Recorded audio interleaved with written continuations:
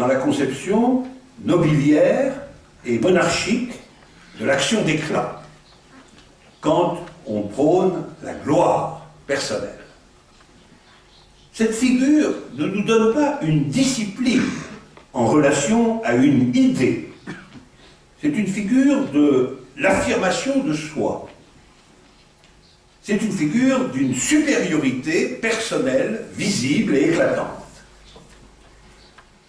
Ce n'est pas une figure de liberté créatrice, puisque le héros classique, sous la forme du guerrier, assume une destinée ou fait valoir une condition héréditaire. Si vous voulez, la figure du guerrier, comme figure héroïque, combine victoire et destin, supériorité et obéissance. Le guerrier est fort, mais il n'a pas vraiment le choix en ce qui concerne l'usage de sa force. Et bien souvent, sa mort est atroce et dépourvue de toute signification claire. La figure du guerrier se situe bien au-delà de l'humanité, mais parce qu'elle est entre l'animal humain et les dieux. Ce n'est pas vraiment une création, c'est une sorte de place résultant d'un caprice supraterrestre. C'est pourquoi on peut dire que la figure du guerrier est essentiellement une figure aristocratique. La Révolution française et toutes les autres révolutions qui lui sont liées a en fait remplacé la figure individuelle et aristocratique du guerrier par la figure démocratique et collective du soldat. C'est une considérable transformation. C'était là un nouvel imaginaire pour la relation entre humain et inhumain ou pour la relation entre l'homme et la guerre. La notion fondamentale était la notion de lever en masse, la mobilisation de tous les révolutionnaires du peuple, sans égard à leurs conditions, contre l'ennemi commun. La dimension collective de cette figure de l'héroïsme était essentielle. Le soldat est sans nom propre. Il est une partie consciente d'une grande discipline sous le pouvoir de l'idée. Finalement, cet héroïsme est anonyme. Vous savez sans doute qu'à Paris, sous l'Arc de Triomphe, brûle perpétuellement une flamme qui célèbre le soldat inconnu. Il n'y a aucun sens de parler d'un guerrier inconnu. Il n'y a que le soldat qui puisse être inconnu. Et en effet, l'essence véritable de la figure symbolique du soldat est d'être inconnu. Sa dimension fondamentale, c'est l'unité dialectique entre une mort courageuse et immortelle, sans la moindre référence, ni à une âme personnelle, ni à un dieu. Telle est la gloire démocratique, qui crée quelque chose d'immortel avec le courage collectif et anonyme. Nous pouvons parler ici, si vous voulez, dans cette figure de l'héroïsme, d'une immortalité immanente. Et certes, c'est là une idée poétique. Le romantisme nous a rendu familière l'idée de quelque chose d'éternel, interne à l'expérience poétique de notre monde, et non pas d'un autre monde sacré. Ainsi, de nombreux poètes, de Victor Hugo à Wallace Stevens, en passant par Peggy ou Hopkins et beaucoup d'autres, ont chanté le soldat comme figure anonyme et glorieuse.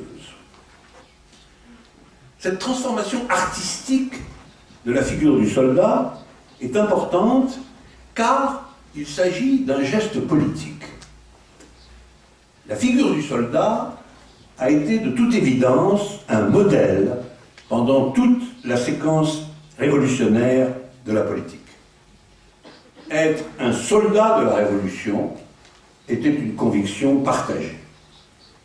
Comme souvent, la poésie anticipe et éclaire la subjectivité politique.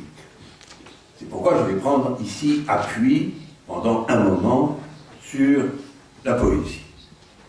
Et j'ai retenu pour vous, autour de cette figure du soldat, deux poèmes.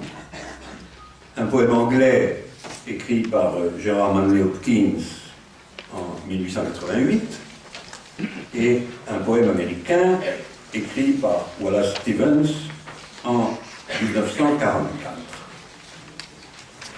Alors, ce que ces deux poèmes ont en commun, c'est l'idée d'une sorte de réciprocité, de relation entre l'héroïsme du soldat et une victoire sur la mort, qui serait une victoire sur la mort anonyme et non religieuse, même si Hopkins poétise directement des motifs chrétiens.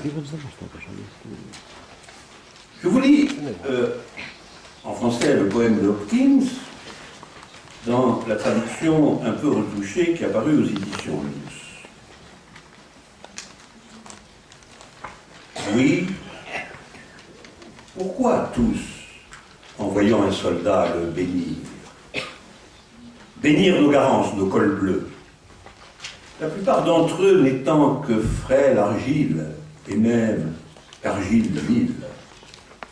La réponse, notre cœur, puisque fier, il nomme courageux ce métier, qu'il devine, espère, se convainc que les hommes ne le sont pas moins.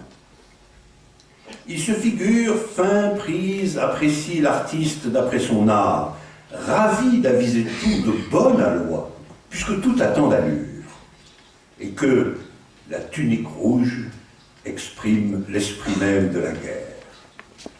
Voyez Christ, notre roi, il connaît la guerre, a servi la traversée combattante. Nul ne tire mieux une vergue, et il attend dans la joie quand il voit quelque part quelque homme faire tout ce que peut un homme. S'incline avec amour, se jette à son cou, l'embrasse et crie « Ô action faite Christ, ainsi fait Dieu fait chair. Si je revenais, crie Christ, je le ferais. » Je voudrais faire de ce poème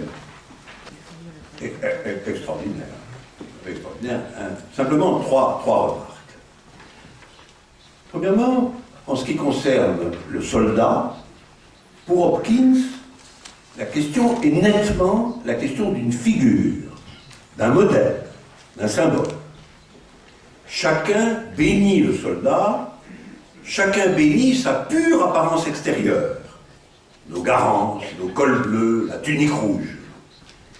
C'est parce que, dit Hopkins, cette apparence, donc cette figure, est l'esprit même de la guerre. Donc le soldat, ça relève de ce qu'on voit, de la représentation symbolique immédiate ou sensible. On pourrait dire le soldat, c'est la visibilité formelle de l'esprit de la guerre. Deuxièmement, pourquoi cet esprit de la guerre est si important? Pourquoi la guerre est si importante? C'est parce que, pour Hopkins, la guerre, c'est l'expression des capacités humaines par-delà le danger, par-delà la mort, au-delà de la mort. C'est une situation dans laquelle l'être humain est aussi parfait et victorieux que Dieu lui-même l'a été sous le nom de Christ.